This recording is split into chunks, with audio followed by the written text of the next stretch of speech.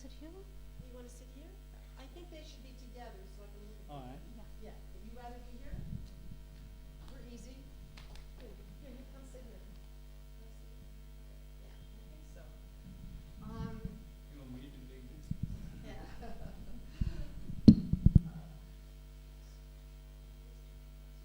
Yes, yes.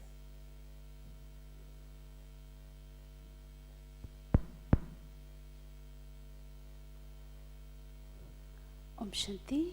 Good morning. So today we have Sister Meredith with us.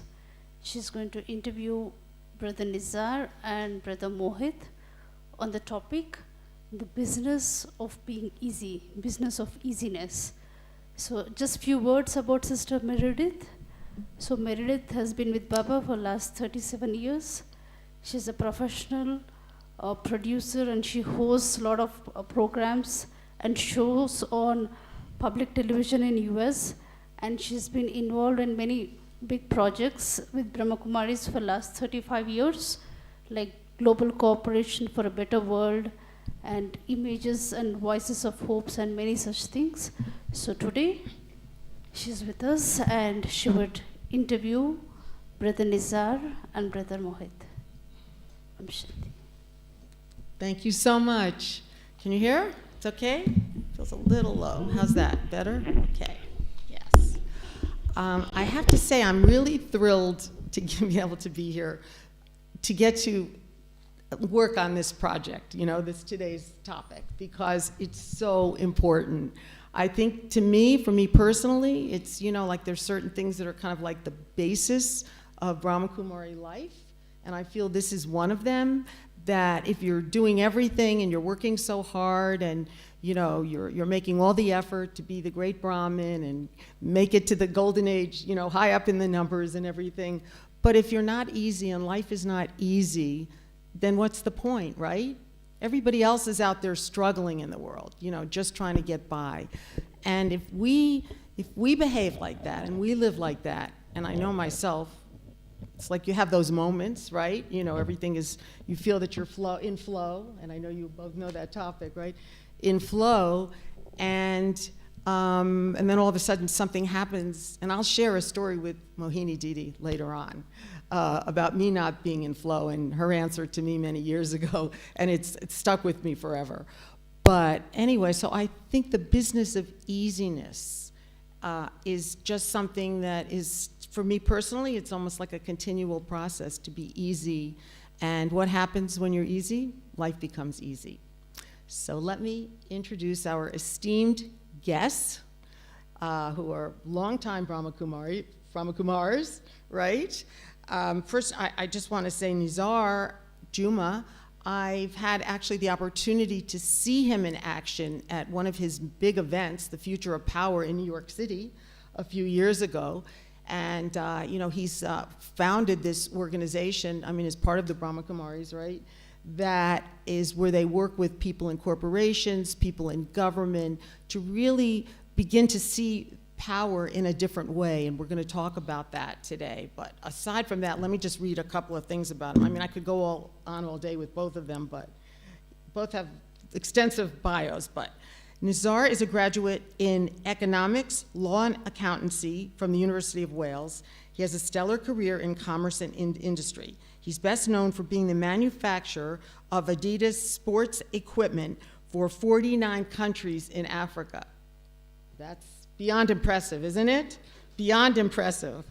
So for the past 27 years, Nizar has been actively involved in a voluntary capacity as chairman of some of the boards of the Aga Khan Development Network, including the Aga Khan Health Services, and currently, this is another big one, he is the chairman of 50 companies. I think those are nonprofit companies, right, as I understand it. Any of you involved with nonprofits? Okay, well, I know that myself, I'm involved with a very few, and it feels like I'm working full time, so I can't even imagine when he sleeps, really.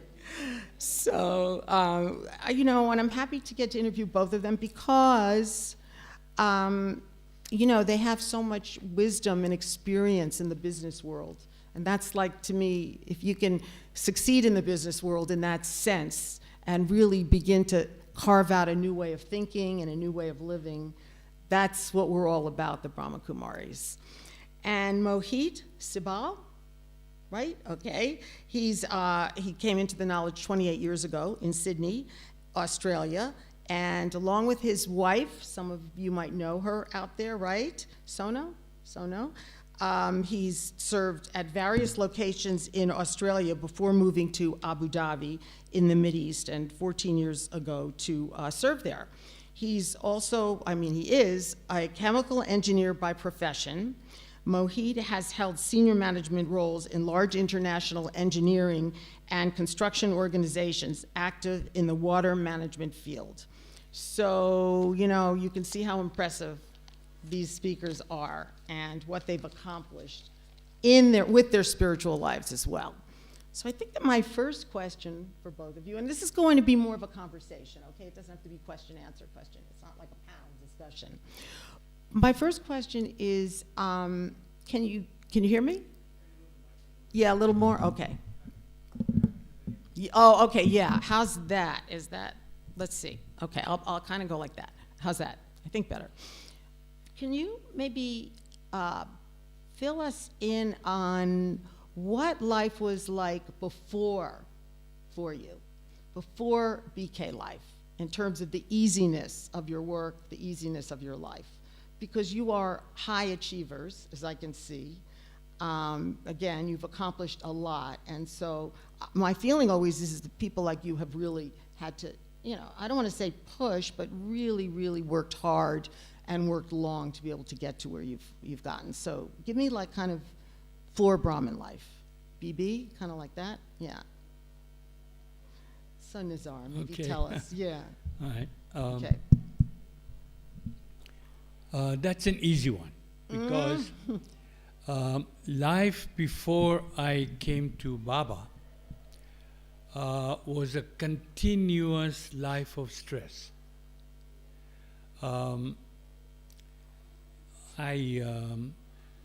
Before I came to Baba, I probably had 3-4 companies. I worked all hours that God made. I was a very angry young man, and my ego was bigger than the whole of Asia because I thought I was really important. I did. And so stress followed me everywhere I went. I even gave stress to people. And I got ulcers at 35. I started in active business life probably when I was 27, something like that. And so I was hell to live with, I'm sure.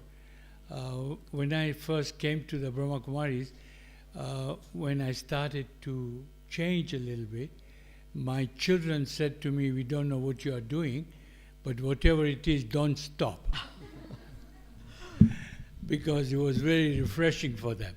So, we don't know before we come to Baba how to handle anything because of our ego and our anger and not being able to manage our lives, not even knowing who we are. So it was just one continuous life of stress. And I think if I can remember that, I think until I came to Baba, which was 30 years ago, as I said, I was not a very nice person. No, really. I don't believe that totally. I think you probably had some really good something, because you can't be so successful and everybody dislikes you, right? It can't be that way either. I mean, you must have been giving to people in some ways that you don't realize, but looking back, I mean, I believe what you're saying, but I also feel that, to rise up like that and to work that hard and for that long, don't you think it does require it can't just be your brains, No. Yeah. But I think as we come to Baba, Yeah. then we learn how to manage. Yes. You just said that I'm chairman of 50 company. I'd gone to 84. Now? And no, Oh, I oh, came you- down down, from oh, 84 okay, because okay. I'm trying to Yeah. stop. So I think that to manage all that and still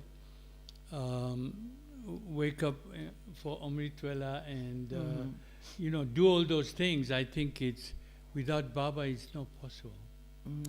So I think that as we come to Baba, even then, I mean, I say I became a Brahmin 30 years ago, but actually I didn't. It took me 3 years before I could say, okay, now I'm a BK. It took me that long, to organize everything. First of all, that as I was telling you, am I hogging the mic? No, just keep going until, and then we first of move all, on, that's all. As I told you, that when I came to Brahma Kumaris, I liked the knowledge, but I wasn't sure that, so many religious things come out of India and run by so many unscrupulous people that the first thing I did was that I got Dun and Bradstreet to investigate the Brahma Kumaris. I'm not jesting, it's true. And they gave me a report this thick about the Brahma Kumari. And I also went to 32 cities where I went to a Brahma Kumari center, just to see, without notice. I even went to Miami, which is your center. I remember that you were Yeah, coming to Miami, yeah. right. So I think it's a whole change of everything, that people believe, my friends, that the Brahma Kumaris had done some magic to me and were bleeding me for money. I think that's what they believe. So I think you start taking steps, and I think that as you do, Baba relates to how you think. So, as a businessman, I remember that Baba was doing deals with me. No, really. He was. Because I would have something, a really difficult problem.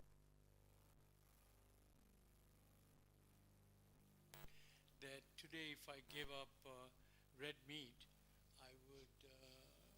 this problem would go away. And I gave up red meat on that day, and my problem did go away. And so I had so many experiences like that when Baba was making it easy for me, because we know that to follow dharna of purity, without Baba it's not possible. That's why all those people out there in the world, find it impossible. Impossible, really, isn't it? I was drinking alcohol like it was going out of fashion, and I gave it up in one day, 19th of June, 1992. I even remember that day, which is, so without Baba, it's impossible. So he allows you to take step by step. Yes, We need to speak now. he knows each soul. He really does. He does, And he so does, he gives you absolutely. what you need. He gives you. But I want to hear from Mohit. And what was life like before being a Brahmin? I was 26 years old when I came to Baba, and I was very intoxicated with my career at that time. Graduated 4 years ago from a premium institute in India, and I wanted to climb the corporate ladder. I'd worked 4 years in India and then migrated to Australia. And meditation was not on my priority at all. I thought meditation was for retired people who had a lot of time and they can sit around and meditate. I didn't have time. I had to get to places. I had to, climb the corporate ladder. But on arriving as new migrants to Sydney, the first people we met were the BKs there. Didi Nirmala's center, Charlie Bai, and others. And I just started to observe them because, we had free time. We hadn't yet scored jobs, both me and my wife. And I started to observe them. And what I noticed that these people, they wake up very early. They had professions like me. They would do a full day's job, come back home, cook their own food. Then in the evening they'd teach. They often don't get to bed till 10. And again they are up at like 4 in the morning. And I saw that they never like even wrinkled their forehead. There was absolutely no sign of any stress or anything. And I thought, these guys are hooked onto something and I want that drug. That I want what they are on.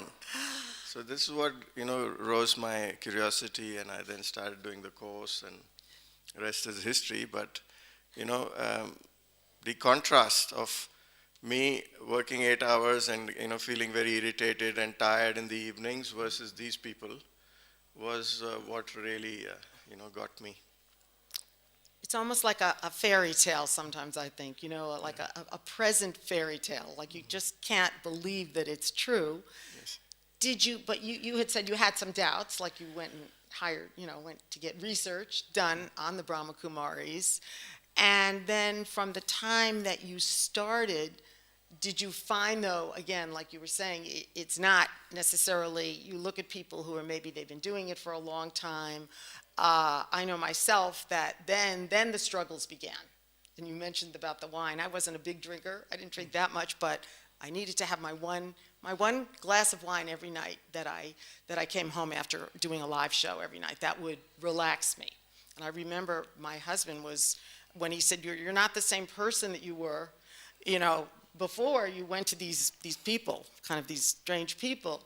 And he said, I said, well, what's different about me? And he says, you used to drink, and that was like fun, like you were fun, and that I was no longer fun.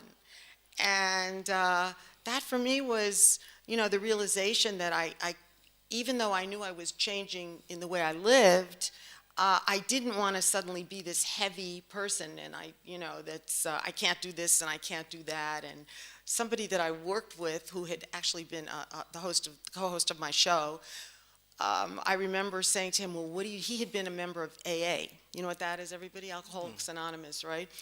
And I said to him, well, how do you do it? How do you go out after, because I had to go to a lot of events, like press events and things, and they'd have cocktails and stuff, and I mean, that was part of my work. And I said, well, how do you do it? I asked him, because you don't drink. And he says, I always just get a glass of, sparkling water, and people think that I drink, but I don't drink, but at least if you're holding a drink, then people feel that you haven't, rejected them. I remember thinking, that's strange, but if it works, right? And I think part of the easiness, and I want to ask you this, is being able to make people, we're changing and we continue to change. But again, we can't be so out of it that they can't relate to us, and they think we're like priests or something, that, they're doing their thing, but I can't fit into that world. So I'm just wondering did you make effort to make people feel comfortable with you? Because we do change radically once we get on this path, and we're not like anybody else. You said it's almost impossible. Yeah. So I was just going to say that I belong to a Punjabi family, and Punjabis are known for eating and drinking, so I was also into that. But when I discovered that, God was teaching in Mount Abu, and if you wanted to go and meet God personally, there were certain, codes of conduct and, this which you had to follow for a certain period of time. Mm-hmm. And so I decided with Sona that, 12 months we'll follow everything to the letter and then go and meet Baba and then decide whether this life is for us or not. So the day we decided to go clean, the night before I stocked up the fridge and we had a binge and then next day clean. So. And never again after that? Again, never again. Cold turkey. That's great. So everything, vegetarianism, gave up alcohol, smoking, physical relationship. Amazing. I mean, that's amazing because I think, not for everybody can do that. For a lot of people, maybe there's, would you say, more of a process. But I guess as long as we're getting there, For me, it was a process. I mean, I Yeah. said that I gave alcohol up in one day, but the rest of it, I started with red meat and then white meat and then fish and then shellfish. And the last thing I gave up was caviar. It was little, that what, didn't matter, right? Yeah, so it took time, as I said, 2-3 years to adjust to that. And my friends, like you were saying, did I make it easy? My friends used to be sarcastically telling me that by not drinking alcohol, not eating non-vegetarian food, by not going to parties, going to bed by 10 o'clock, and waking up at 4 o'clock in the morning every day, how can you have fun so we can do the same? They were being sarcastic, Yeah, of course, yeah. because what they were saying is that it's a very boring way of life. But I told them that first is the realization that my entire personality came from a bottle. Because without drinking, they told me I was boring, like they told you, that you are heavy. So Right. that means without the bottle, I didn't have any personality of my own, which was quite an alarming find. And I think that was something we had to get used to it, that, I can't imagine me going back to drinking alcohol. But as I was telling you, we used to go every year to France to choose our wines. 3 of us used to buy a container of wine. That container, for the uninitiated, is 1,200 cases, which 3 of us split, 400 cases each. And come December, we'd run out. So I'm just telling you the extent of alcohol that we consumed. But I told my friends that I obviously am having more happiness doing what I'm doing, which you describe cynically as being a horrible life. So I'm having more fun doing that than what I was doing with your party, because nobody is holding a gun to my head. I'm doing this out of my own free will, and I choose to do that. Yeah. And I think that's what convinced them that I was serious. I was lucky, all my friends were back in India, so I didn't have that peer pressure initially, till the time when I came back to visit India. But in the early days when I did give up everything, after about 6 weeks, me and Sona, we had a conversation, and just to check how we were feeling. And I remember saying to Sona, I don't care what the experience of meeting Bap Dada is. To me, now, after 6 weeks of leading a pure life, I can't see myself going back to my old ways, So that was the power of, Baba was, giving us in those early days. And then when I did finally go back to India, I made it clear to my friends that I will sit with you, I will, join Hang your out with you, parties and all, right. but I have a curfew, Yeah. 10:30, I'm going to vanish, and go sleep. So, gradually they all started to accept me, and now They want to be like you, right? Yeah. Now they. I visit them, they let me take over the kitchen, they let me do the cooking, and they'll have a drink, I will sit and... Yeah. I think that there's a certain degree of respect that comes. Because, my friends were taking bets that I would last a week and 1 month and so on. And eventually when they realized that I really was serious, some of them came to me for learning more. And even today, they are still my friends, but, not in the traditional way. Because in the beginning, I asked Dadi Janki that, I have all these friends and ambassadors and ministers. Do I just give them up? And she said, yes. She did. And And then I think that something happened to her at Amritwala the next morning. And then she called me and said, no, don't give them up. And she said that Baba will find a way for you to still keep a connection with them. So I think that's what's happened to me, that all my old friends are still my friends, but in a different way. They come to me for advice, they send their kids to me to learn lots of things like that. So it's a very different kind of relationship. But I think it's a mature relationship. Nobody ever says to me anymore, come on, have a drink. They never do that. And they're very careful. They know that I won't eat their food. So, there's no barney about that. They just know that, and they accept it. So I think it takes time, but eventually it works out for the better.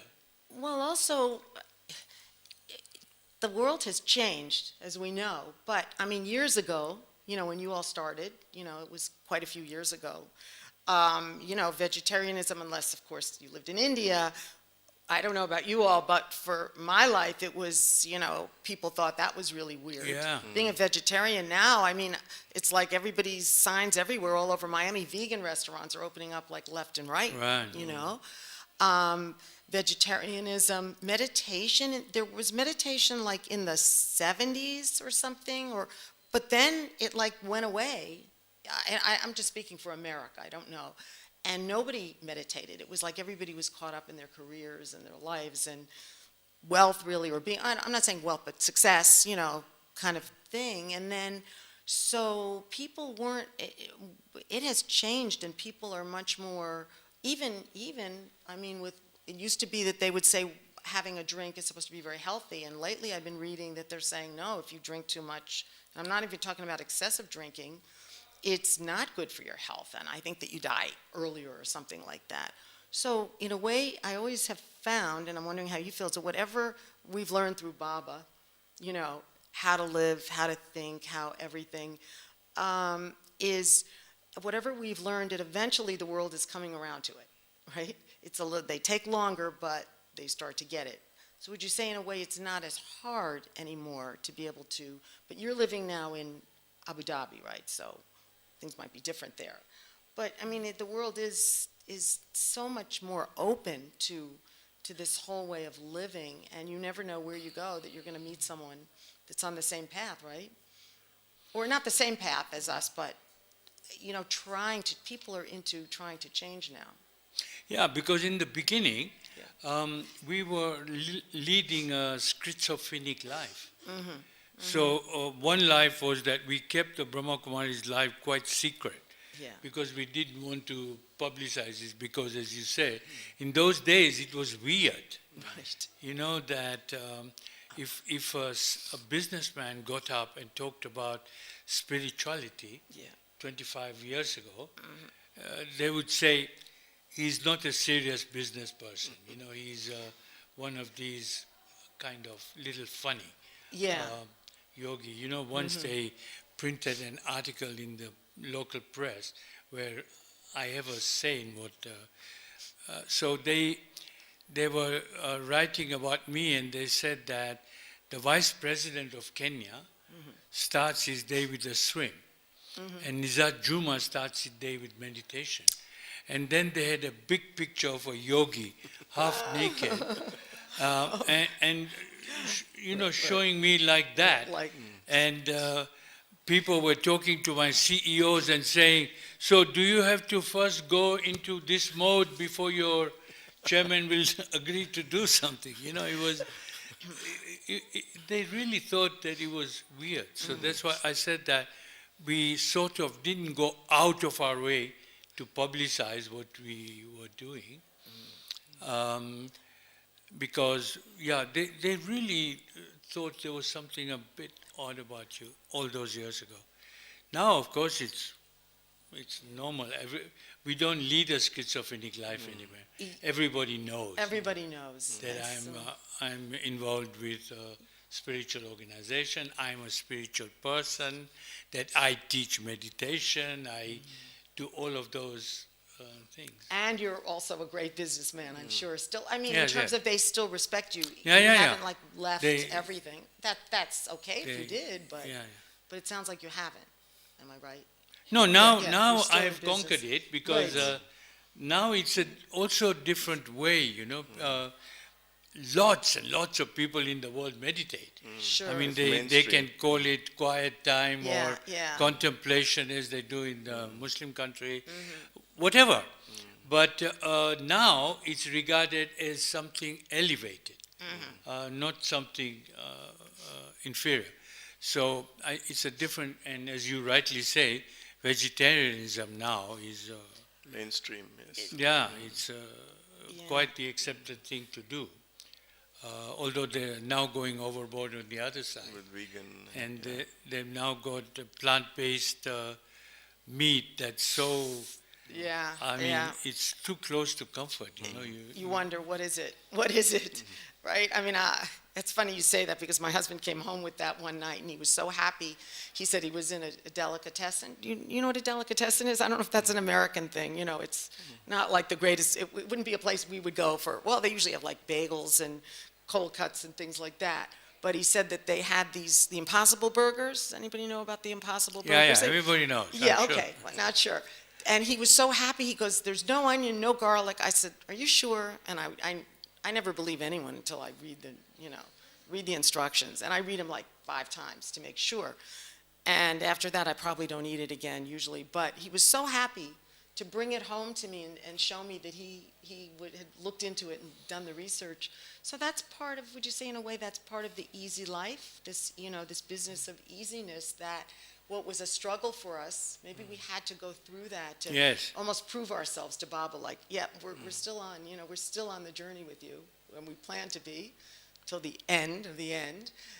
And, but life has gotten easier in terms of our relationships. I remember my mother and she was actually coming to meditation classes at my house, like we would do, more positive thing. We did was meditation, Brahma Kumari's meditation.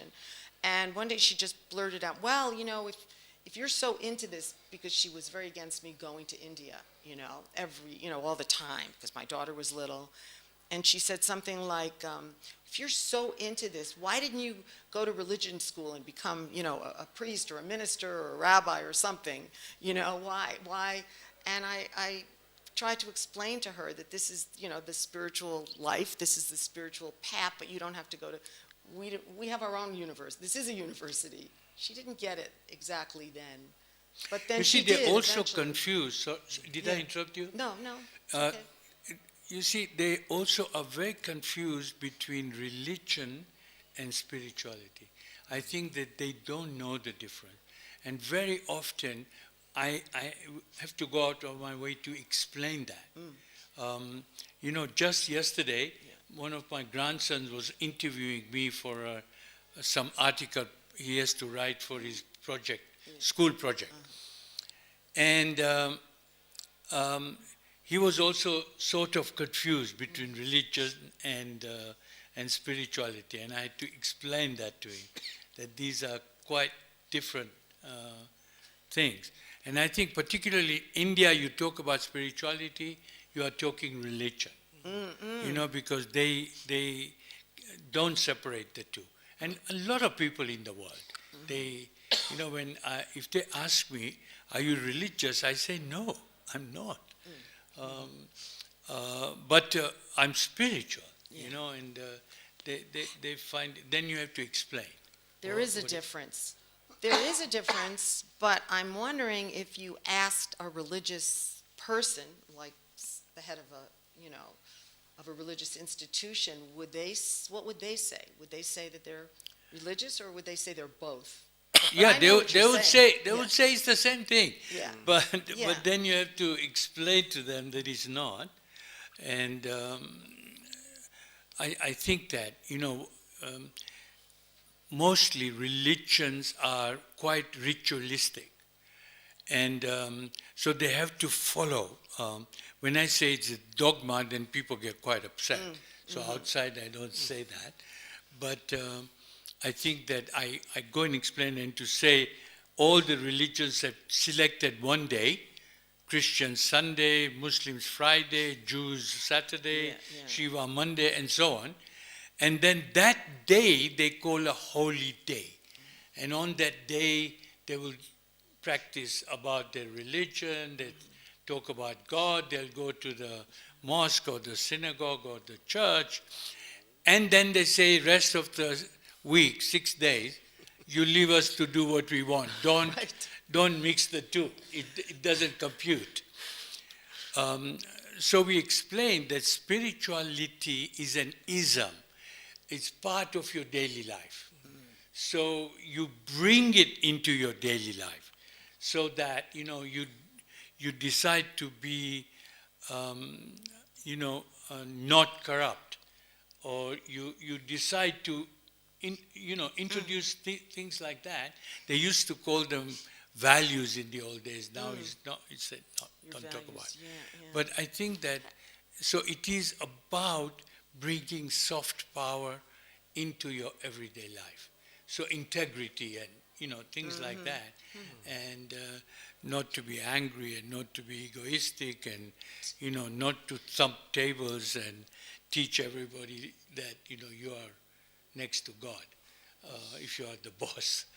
And so I think all these things, they come slowly as part of a spiritual life, and whether then that's business life or social life or friends life or family, all of that is part of your daily life.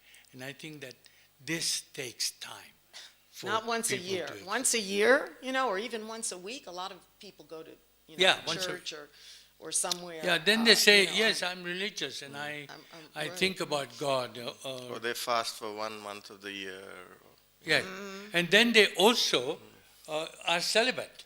Yeah. And then you ask them and say, how come this 1 month you are celibate? And then they say, because, it's powerful. And so we say, why not then forever? They say, don't be silly.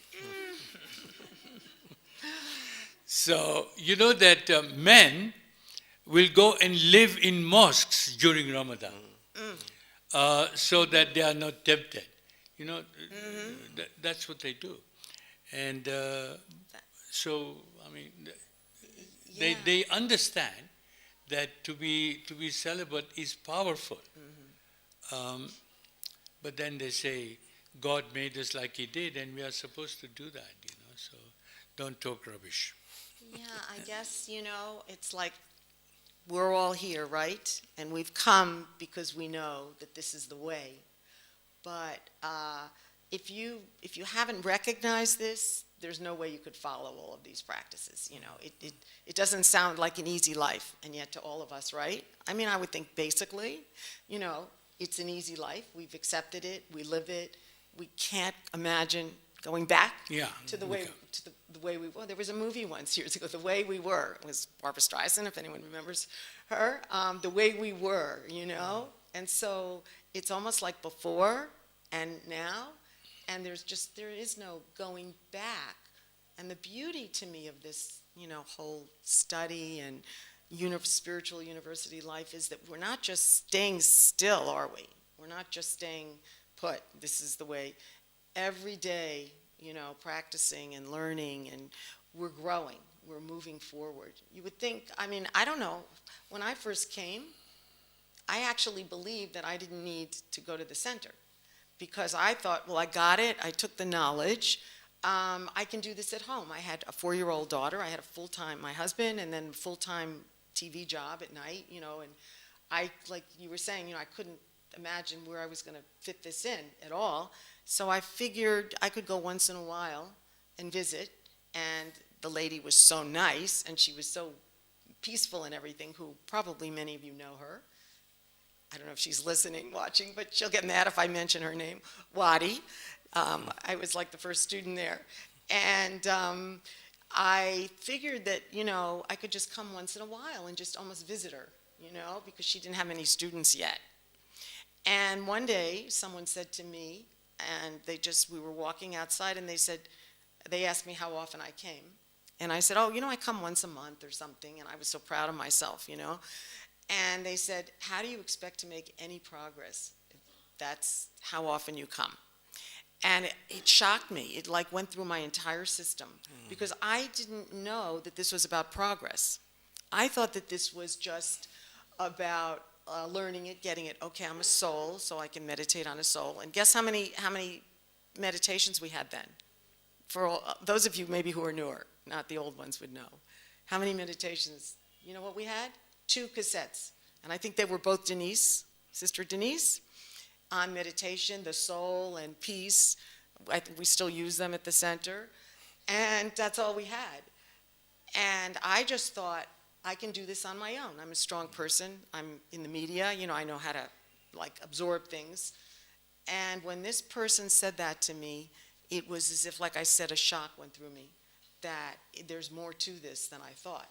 This is really a process. This is really, I guess you could say I was thinking this isn't going to be as easy as I thought, right? Here we're supposed to be talking about easiness, but I didn't know that the more that you do this, the easier it gets. So I was just wondering if you had any not doubts, but any feelings about, yes, you made a commitment. I mean, you seem like you made the commitment so fast, and that was it, and you were, right? I mean, everything. It was like all or nothing almost for you and your wife, right? I was lucky I had a companion in this path. Yeah. And, we did our early progress together.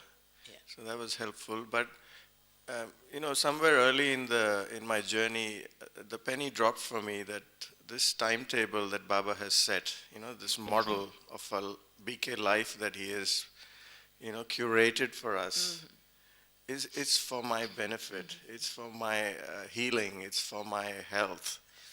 And, the deeper I embrace it, I am the one to benefit, And I saw whenever there was shortcomings and shortfalls, the same power wasn't there, or the intellect wasn't as sharp, or even your service wasn't that great, So it was a reassurance along the way that, this is for me. Yeah. Which is very... We're not doing Baba a favor, right? It's not Yeah. like Baba, he needs us, but Yeah. we're not doing him the favor. He's True. doing us, he's really doing the biggest favor of all, right? Not giving up on us. I went in and out a lot, in the first 2 or 3 years. Oh, I had massive storms, and because my lifestyle was difficult, and so in the first, even when I first came to meet with Baba, which was in November 1992, one of these murlis when, I listened to the murli, and then I thought, this is rubbish. That it's not God sitting there. It's hard to, they didn't give me all the detail. They just plonked me in the middle of this, in Madhuban, and I thought, it's not credible that is God. And at least for me, I mean. Right, yeah. So in those days, Baba used to have groups, Yes, and after the Murli, so I was in group number 5, and we were about 40 or 50 of us sitting down there, and then Baba was giving drishti to everybody and asking, have you come here to look around or have you come here to die? And I was thinking, yeah, I've come to look around. Look around. Yeah, because that's why, I was sent there. My teacher was Nikki, and Nikki was really saying, forcing me to come here. And I'd cancelled it 5 times, and eventually I made it. So anyway, so Baba was asking this question, and I kept on saying that, yes, I've come to look around.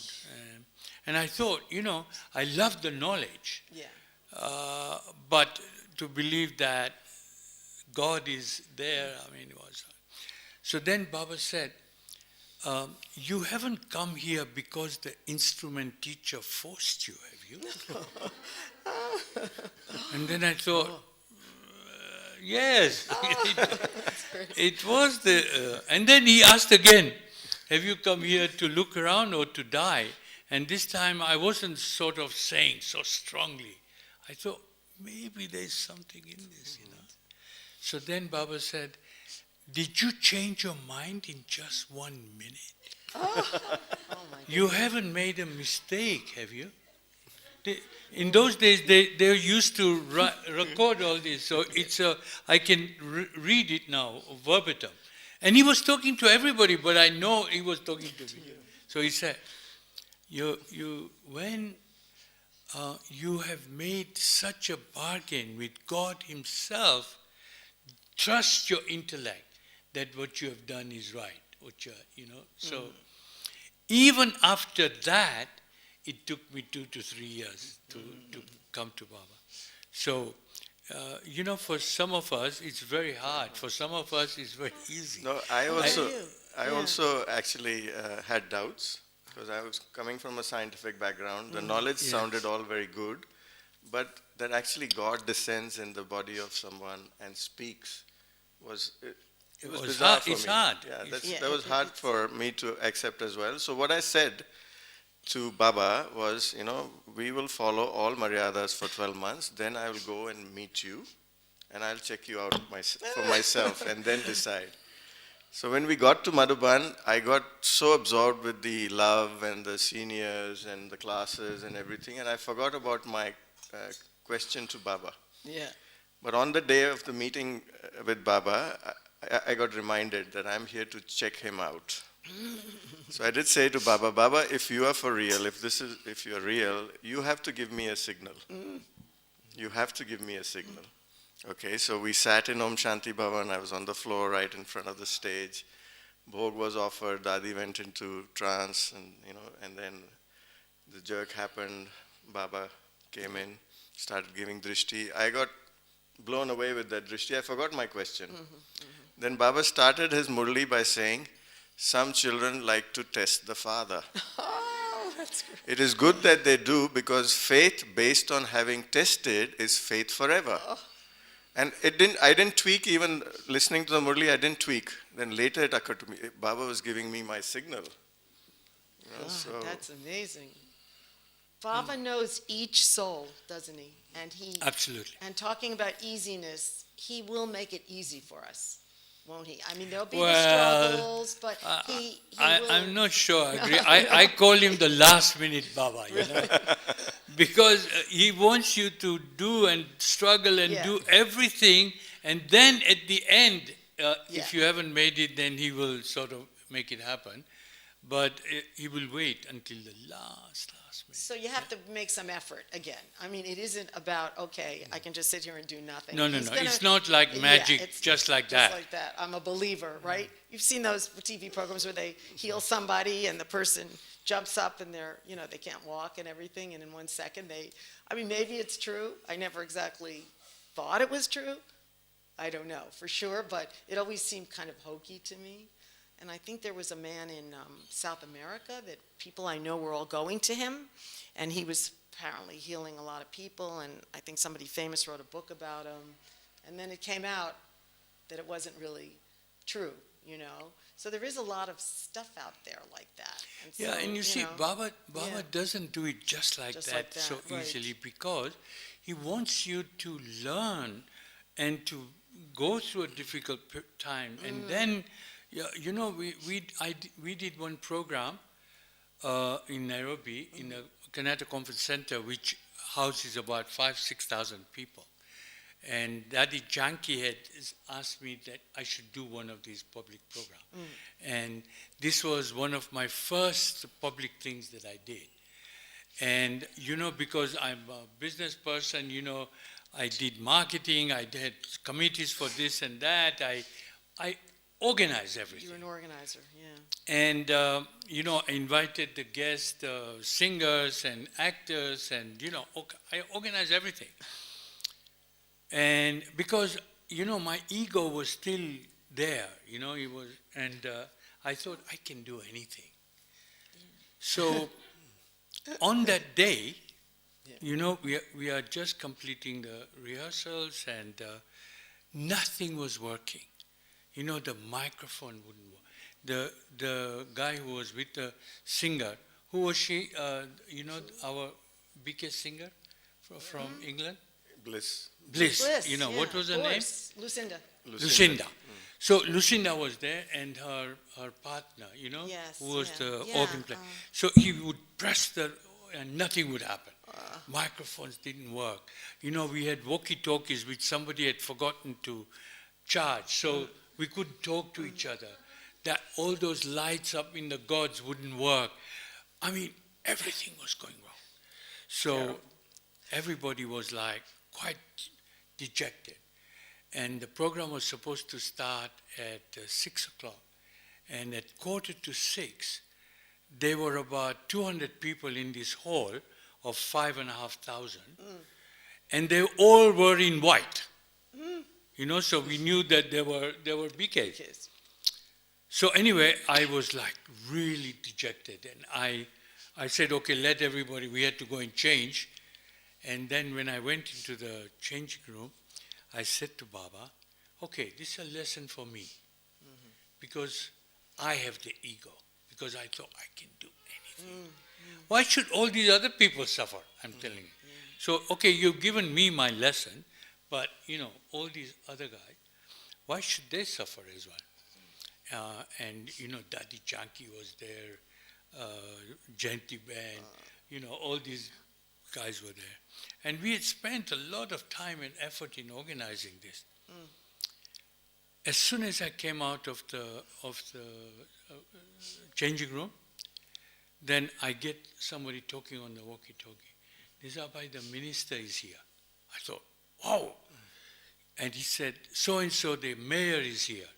And look at the queue outside. And so I look out, and there's a queue all the way to the main road. You know, there are people waiting to come, and there was a block of cars because Kapak was getting really full. Even Daddy Janki's car couldn't come in. So eventually we served to full house, 5,500 people. We had to let some of them even go. And it was a program called Something and Wisdom. I've forgotten the name now. It was many years ago. So I later thought to myself, yeah, it was a lesson for me in ego, but he waited until the last minute. And helped. Obviously he helped. But the thing was that he wanted me to learn that it's without me you can do nothing. So, you know, because I thought I can do anything, you know, but so after that I have learned, you know, I've done so many programs for South Africa and for Future of Power and so on. If I get just a tiny bit of ego, tiny, when I think, you know, if I walk like this or talk like this or do like this, I look good, that program will not have 100% success. I found it time and time again. So I think that God is there. He's there to help us because we know Him. We are in connection with Him. And recently even said that you are my grandchild. You know that Brahma is your father, so I'm your grandfather, so I'm your grandchild. So you are the grandchild of God. But even God doesn't just give it to you on a platter. He's not supposed to, because otherwise you'll not learn. So we are going through this process every time. And look what you learned. Ego. Yes. Ego. I mean, that's because such a big one to learn, my isn't ego, it? as I said, was really huge. I thought I was really an important person, you know, I did. And then, as you were saying, you know, when the teachers are trying to give us the knowledge, I gave them time, you know, because Nikki, when she was trying to do the course with me, I did the first lesson, then I thought, it's not very exciting. So I left. And then, you know, I told my secretary that be very nice to the Brahma Kumaris, but don't let them through. And then one day she called me at home on a Sunday. And then she said, I thought you business people went through the end of something before you decided yes or no. And I thought, well, that's sensible. So I said to her, okay, 1 more hour. I'll give you 1 hour as a favor to her. But she was doing the favor to me. But I didn't realize that. And that in that 1 hour, she'd done a lot of yoga and she put the remaining 6 lessons and then she gave it to me. And every question that I had all my life, to which I had not found an answer, she gave it to me in that 1 hour. Wow, that is great. And I had more questions then. What about this and that and that? She said, your hour is up. That's what she told me. She said, sorry, but your hour is up. Because I was so egoistic by giving her, that 1 hour. So every step of the way, there's something that this was right in the beginning, before I even had started on this. So he's like breaking all of our, all of the things that the weaknesses in us, the defects. Yeah. He breaks them or separates us from them or gives us a test so that we, like you said, you learned from that test. And it seems like, you said that you were such a controlling kind of a person that everything had to be right and everything had to be perfect. And I've seen that so many times, not just with Brahmins, but with people that are, really determined people to get everything done the way they want it. So isn't that also part of the test, that we're all in this together and it can't just be about one person? Baba, I don't think, likes that kind of, that's kind of like the person that thinks that they're because of them everything gets done. And we're really learning, we're on this path, we have been, maybe we haven't learned it yet, to be able to work with each other, that we're all important in a group. That each one of us has a part to play, and if we're trying to take over, or a person feels that some others aren't really that efficient, or maybe they can't do what you can do, there's going to be a lesson. Something's going to happen. Something will go wrong. Harmony. Harmony and harmonizing is a big part of easy-ness. Harmonizing. Thank you for sharing, for bringing that up, because that was something I was thinking about. I forgot about that. So what do we do to harmonize? I like, you learned. But can we make effort to harmonize before we get the test? To make sure everybody's part of something. I think that without that, because in the business world, if you are the boss, you are the boss. You know what I mean? And everybody does what you want. Here, everybody is a boss. Because all BKs know who they are, so you have to harmonize. Otherwise, it doesn't work. And people like us who are so used to being the boss, and so everybody just does what you say. But here, if you don't harmonize, and once you start doing it here, I think you also adopt it there. Yes. And things work so much better when you do that. Instead of ruling by the gun, if you start harmonizing, everything works so much better. People want to do things because it's a right way to do it. And so I think, we learn how to do. People like me have to learn, how to harmonize in everything that you do. I think it's not just for service, but I think in everything that you do. You know that I used to run my family as I did my business. Really, I did. Interesting. And that's why I'm saying my kids were so happy when I started to change. They must be thrilled to see what you've become over the years, and Yeah. Yeah. I am thrilled to see what See happened. yourself. Because you see, when you're angry and when you're egoistic, the only one who suffers is you. When you're yelling, nobody is listening to you. It's just a dog barking. They just stop listening. So I think when you learn that, everything you do in anger or in an egoistic manner is unsuccessful. That's why you harmonize, because it's better way to work, to achieve things, which is Baba's way, but it takes you time. Because we've been through this for 63 births. So it's a long, long time that we have ruled, not in a nice way. Control. Yeah. Trying to control others, feeling that we know best. So doesn't that have to do with, in a sense, lack of respect for others? Yes. If we are in a group, I'm sure you've attended meetings, where, and you, as you say, you were probably the one person controlling the meeting because you knew what you were doing. And then some people just, they don't feel part of it, right? Because they don't fit in, they don't know what to say or how to contribute, and then they don't come back usually. They don't want to be involved. Yeah, it's because they're not respected. lack of Yeah. respect for others, but it's also a desire to control the outcome. I want it my way.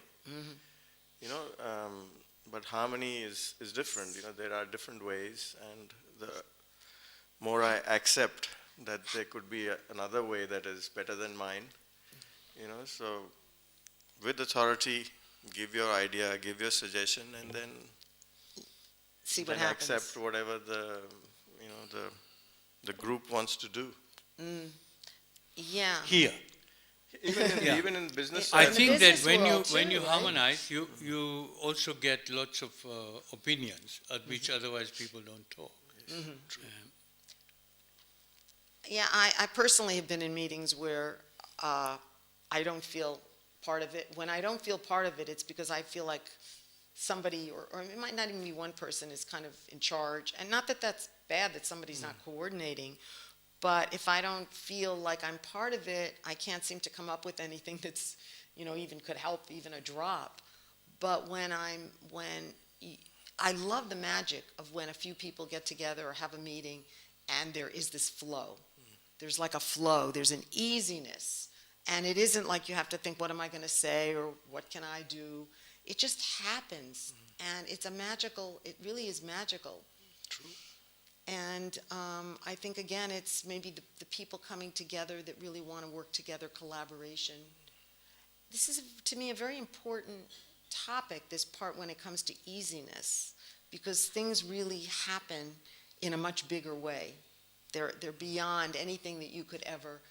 It requires time, because you might go to a meeting and expect, okay, now that I got the meeting out of the way, something should happen next, but it doesn't happen. Then maybe there's another meeting and another meeting. And then all of a sudden, and I think with BKs, I know I've been involved with something that's been kind of going on like that.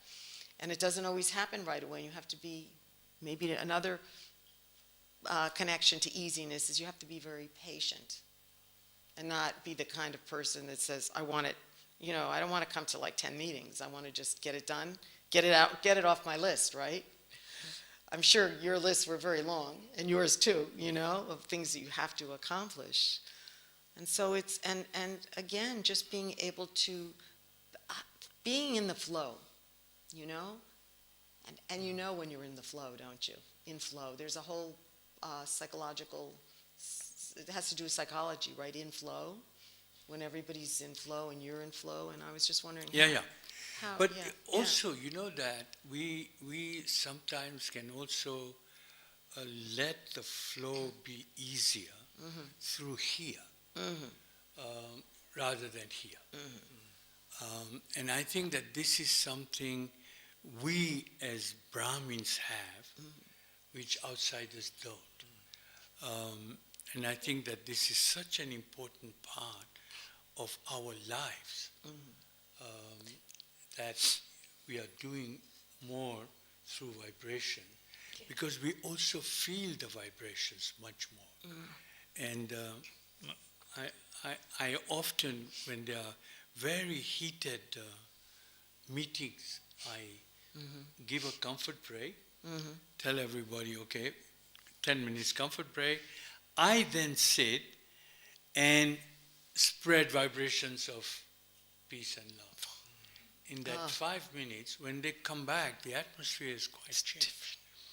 And I think that this is something we can do. Beautiful. Which I think is because we are the only ones that have a connection to God. We know God. So we can bring the vibrations through Him. Which I think that we need to do more and more of that. Rather than through words. That's powerful. Thank you, for sharing that, because again, when that happens, change happens, doesn't it? I mean, magic happens. Just the fact that you do that and people feel it. Yeah, and that's why, what we do in the Lokik world is therefore much more successful than even what we used to achieve before being Brahmins. Because we were just ordinary people then. And now we have much more success in whatever we do, as long as the end result is something which is positive and not dirty, you know what I mean? Then you can achieve much more success. I want to ask you a question, both of you. Just, I don't know if in your countries it's as, intense as it is in America, but politics in America has gotten so fractured, as I'm sure you all know, and it's created a lot of strife, in terms of conflicts with people, friends breaking up, best friends don't talk to each other because they're on one side or another. Well, you can see it's become very violent as well in America due to politics. And even, I know from in the past, I don't know recently, but with the Brahma Kumaris, there were people on different sides, and it created some friction, not some, but some friction. I haven't heard about it lately, so maybe we've cleared that because of COVID.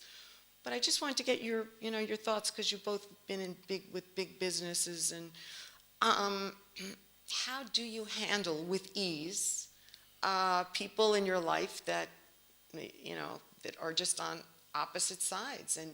And you were talking about whether you drop your friends, all your friends, like you asked Daddy Janky. Some people have.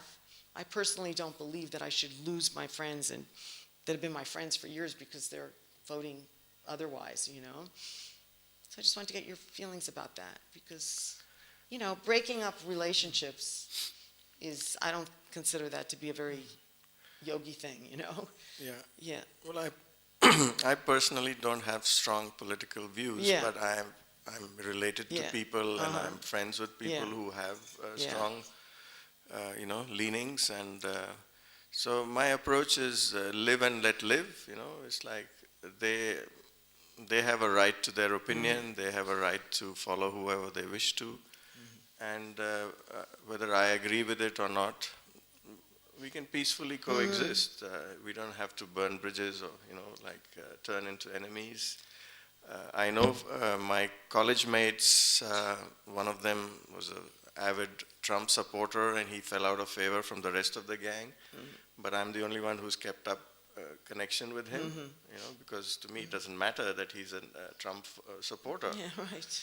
So it's a matter of the space you're coming from, and the energy you can bring to that exchange, that relationship. Good. Yeah. that That's how I feel. Nowadays I don't go into conflict since I've been a PK, and let go. But I've had conflicts. Yeah. And I did a list of all the people with whom I've had conflicts. And I had 16 of them. And I'm trying, to get, I'm now down to 5. These are people that I've had conflicts with, and I still haven't sorted it. Um, it was like an uncle of mine when I was little used to beat me up. And I found it very hard to, to let go, to forgive, because I thought I was very young, it was between 8 and 10. So, but I've let him go, because he was suffering a lot at the end. Because I thought that it's affecting me more than it's affecting them if I don't let go. Yeah. And so, step by step by step, I go through, I meet those people, I try to, come together, and so that, the burden is less. But I had to sit down and think about all those people and then write them off step by step. So I think that that is something we all have to do, and not get into new ones. Right. No more new karma, new bad karma, right? Or Because situations. Baba also says to us, settle all your conflicts. And so that's when I did that list and say, okay, I don't want to enter into new ones, but let me also settle the old one. So I hope that in the next year or so I'll be able to get rid of these remaining 5. Well, I like what you said earlier about sending out those positive vibes Yes. in your office or in your business. So maybe if you could use that. I'm doing and that. just keep doing it, something will change, Yes. And maybe you can't, you don't, my own feeling, is you don't want to struggle with, if it's not working, with trying to make it work either. You want to just make the effort like you have, or you're in your mind and you're meditating on that, and then let it go and see what happens. Because many cases it's often not our fault, I think. There are situations where we really, I don't want to say we didn't do something wrong, but, some people are troubled and they want to be angry. And I don't know if we keep dwelling on that with people, if that's again, not so good for us either. So your thoughts, Mohit? The time that I've spent in the workplace has also matured and improved the quality, Right. I don't like to be competitive or, come into conflict or, do any of those things. I try more and more to stay connected with Baba and have the thought that this person doesn't have access to Baba or whoever I'm interacting with at my workplace, because they are, it's a different world to the BK world. So what is it that they can feel from me, or how I can touch them? So what is my contribution for being there to that situation or that interaction? And every interaction that I have should be meaningful, should be quality.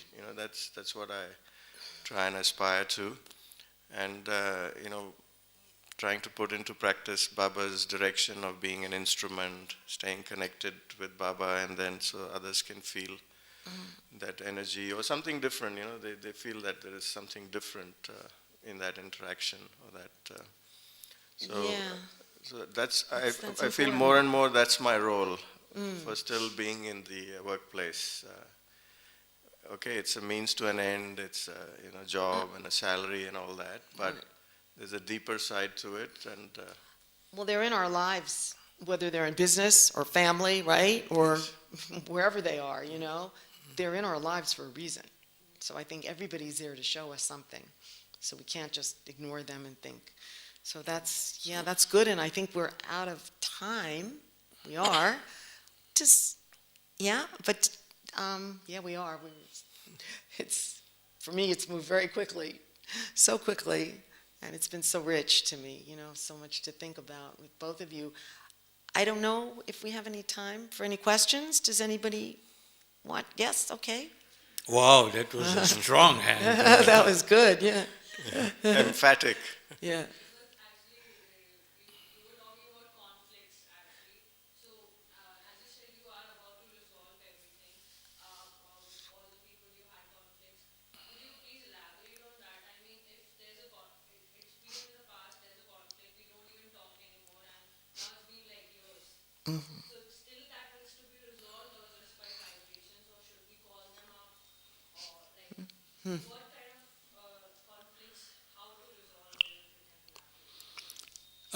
I gave an example of one conflict, which was with my uncle, but not the rest of them are sort of, in everyday life, particularly prior to being a BK, when, you are not, I was not an easy person.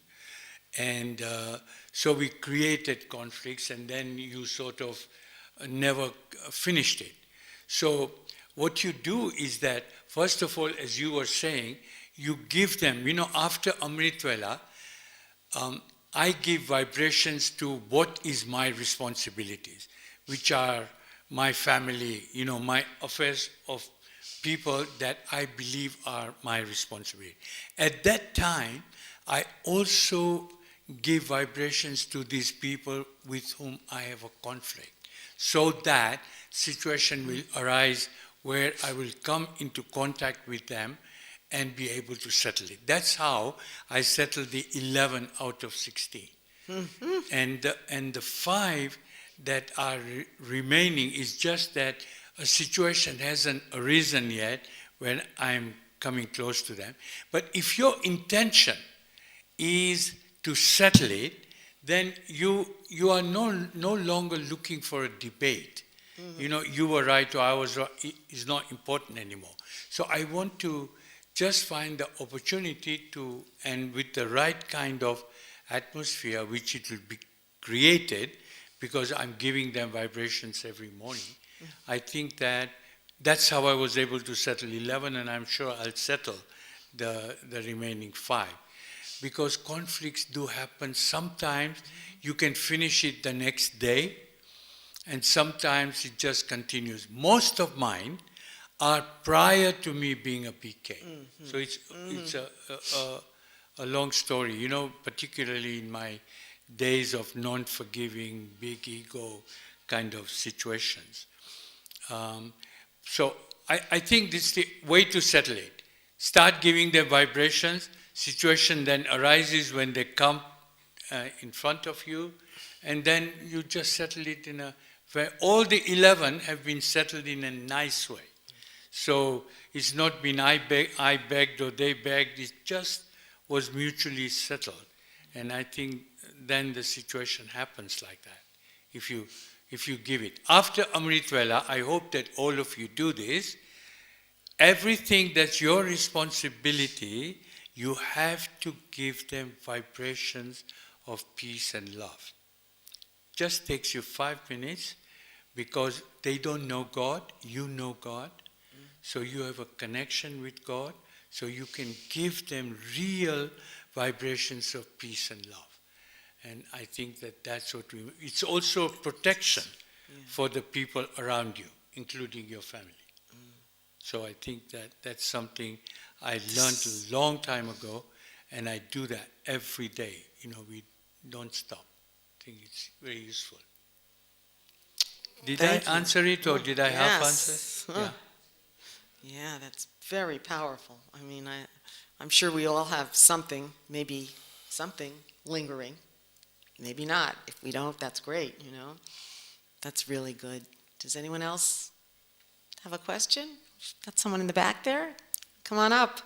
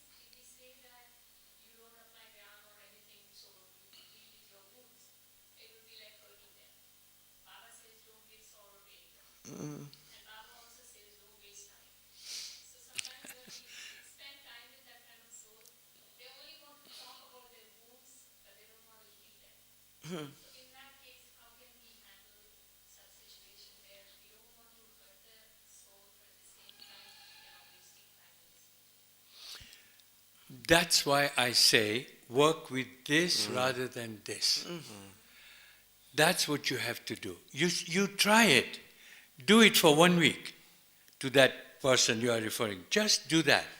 After Amrit Vela, give them these vibrations of peace and love.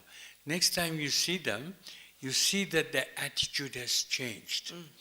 You are much more powerful than you know. I'm sure you do know, but I'm just saying that.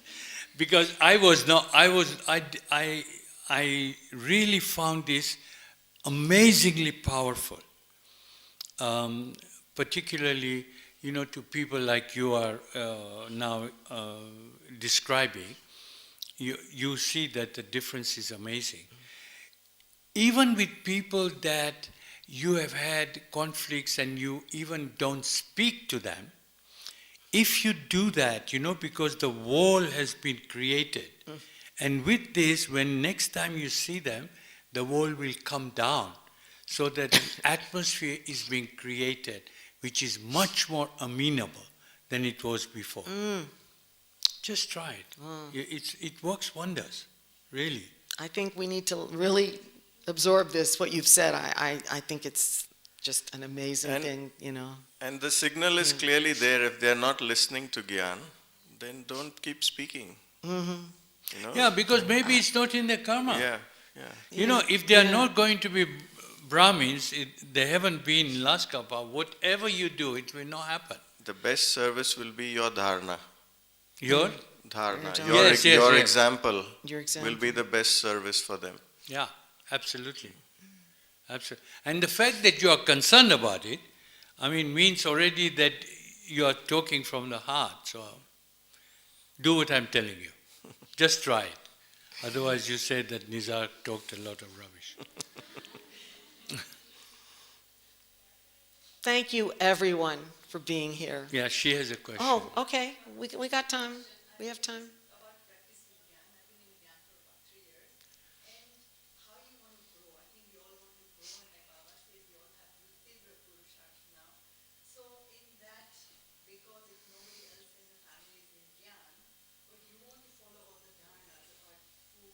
Yes.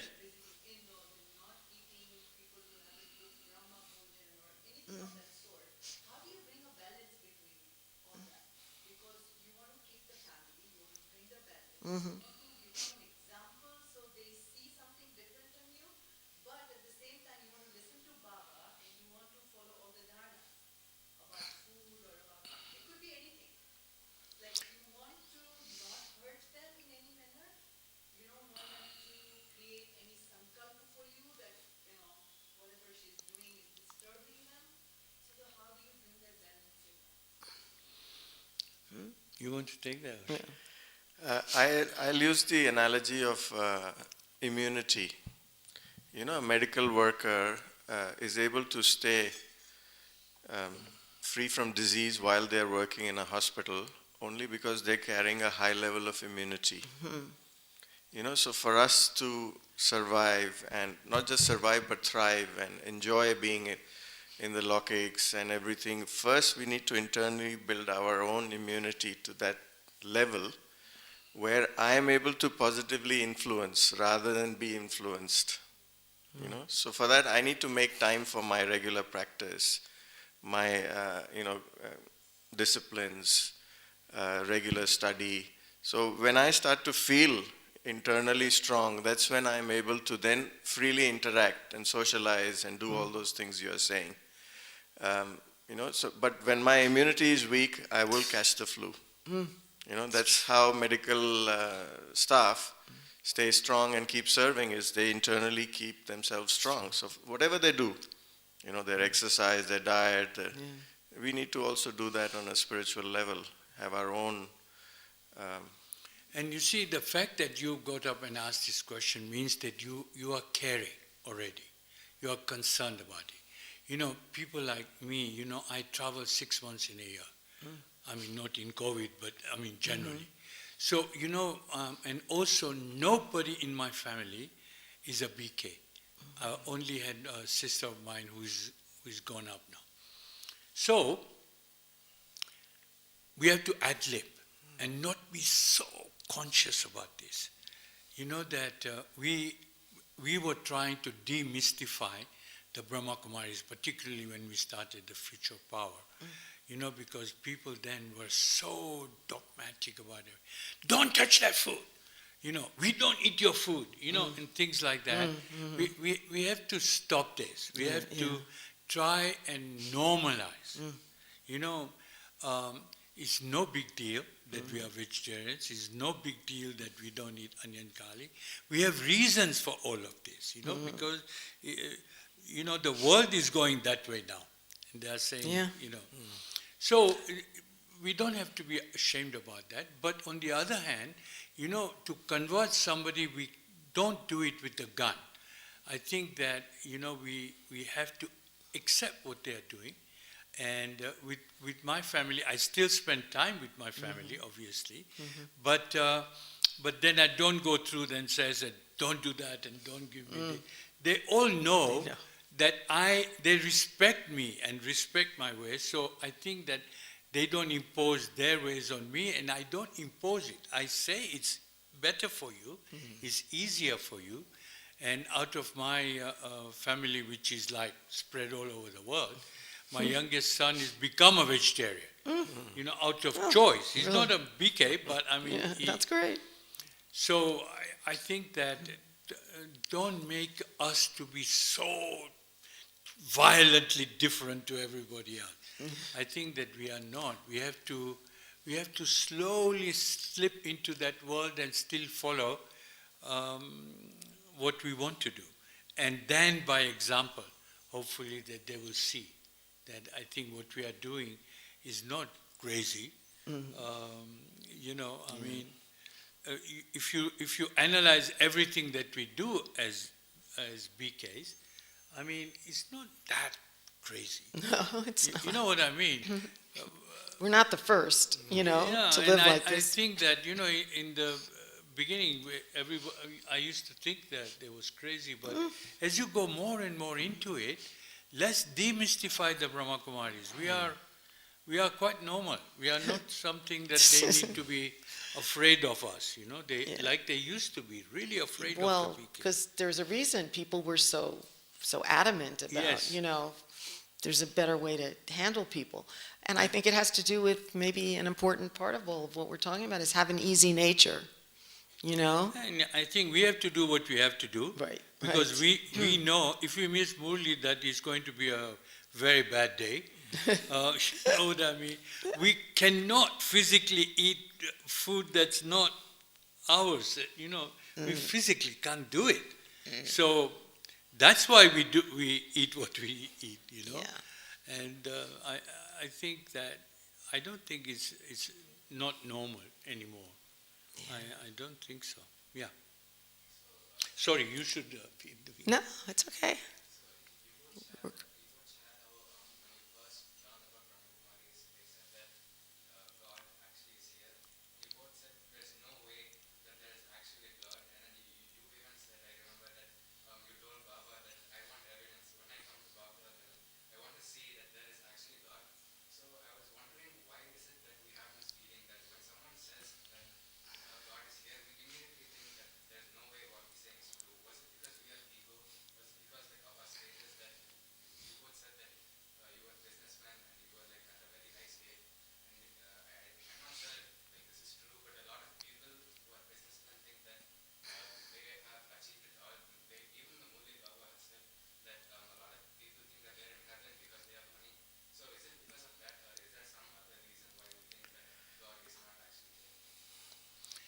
You know that for 63 births,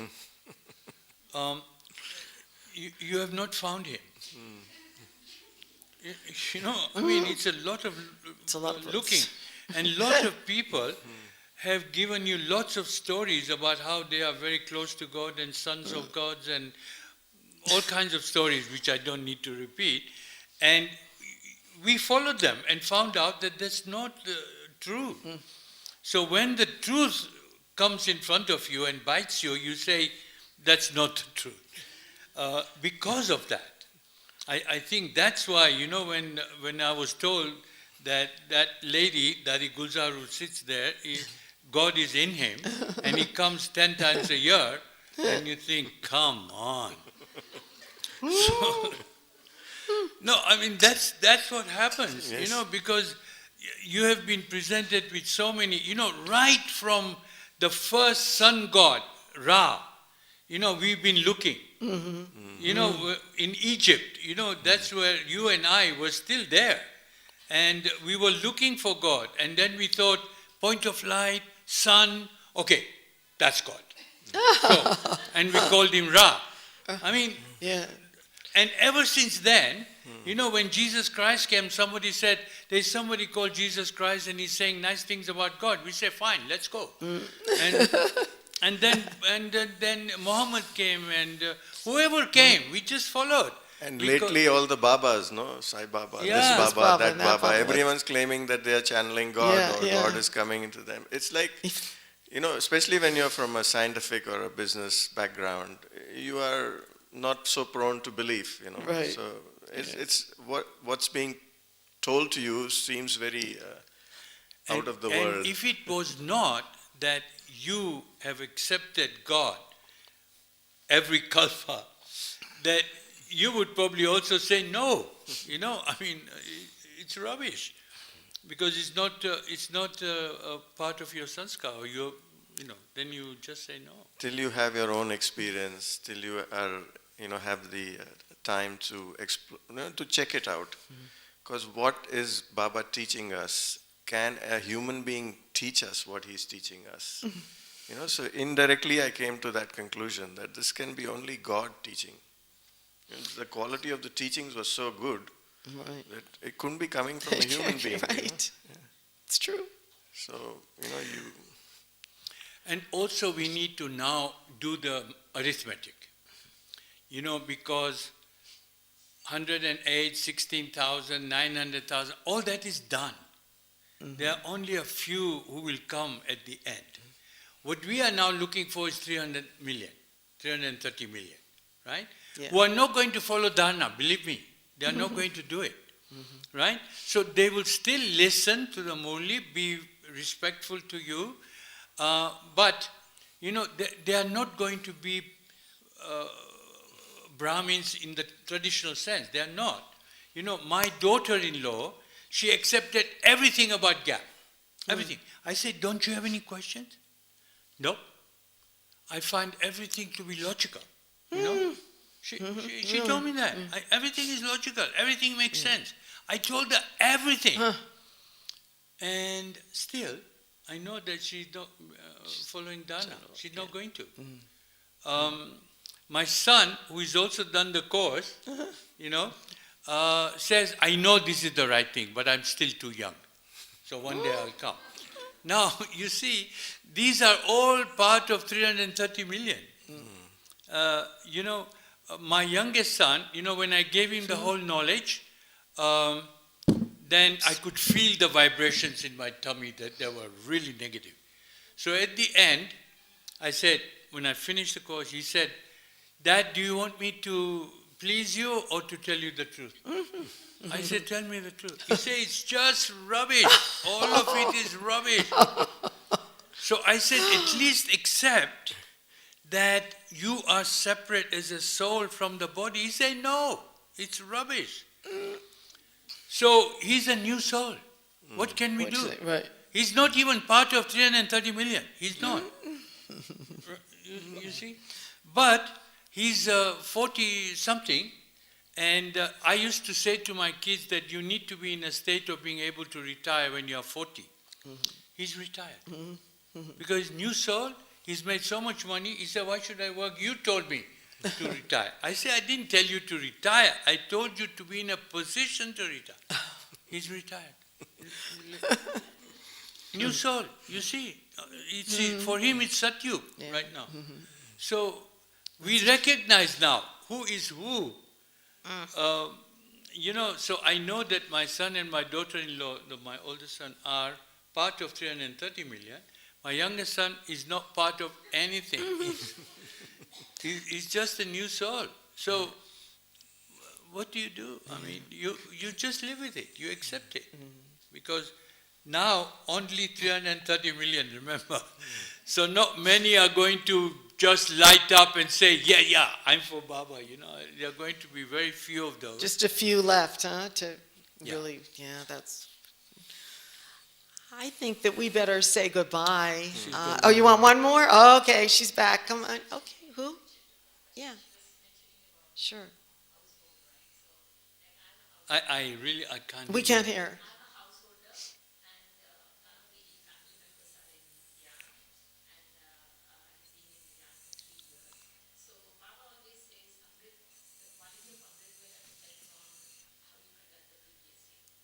How you conduct?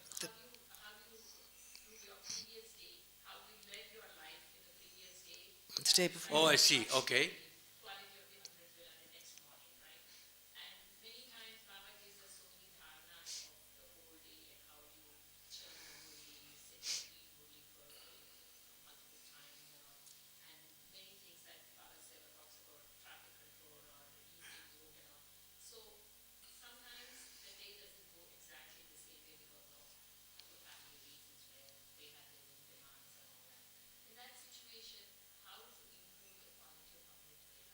How do we do?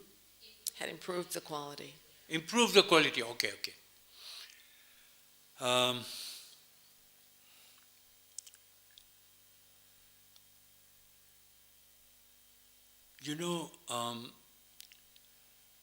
Amrit Vela is something that I think you improve it every day. If you are 2 years old,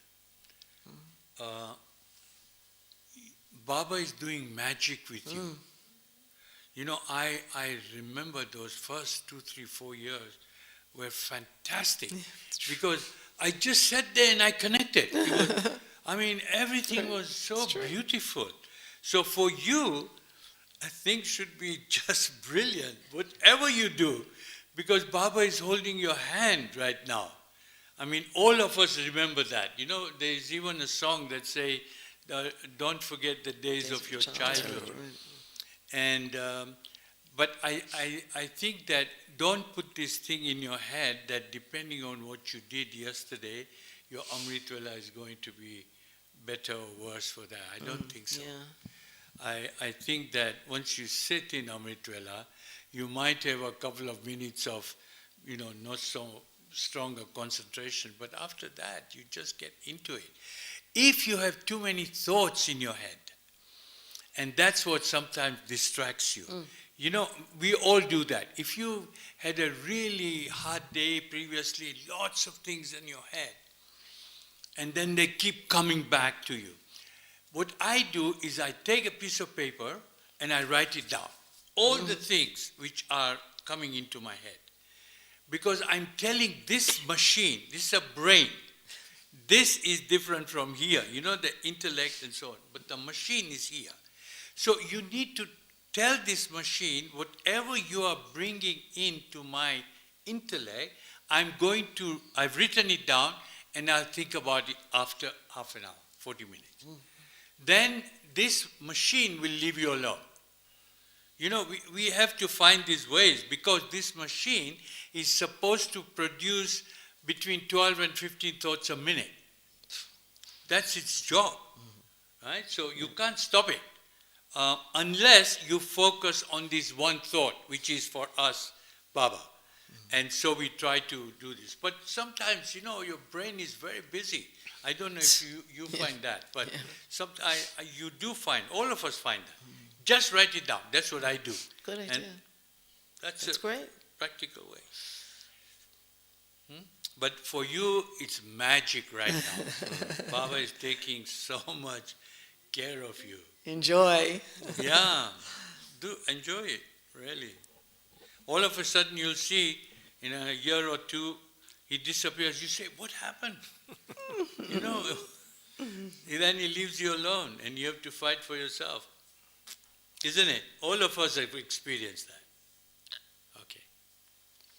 Thank you for being a wonderful group to Thank get you. to interview, or the two of you, and a wonderful group out there of all of you.